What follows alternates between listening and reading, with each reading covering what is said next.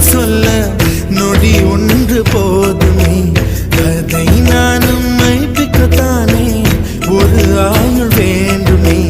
இல்லை இல்லை சொல்ல ஒரு கணம் போதும், இல்லை என்று சொல்லை தாங்குவதென்றால் இன்னும் இன்னும் எனக்கு ஒரு ஜன்மம் வேண்டும். என்ன சொல்ல போகிறாய், என்ன சொல்ல போகிறாய்?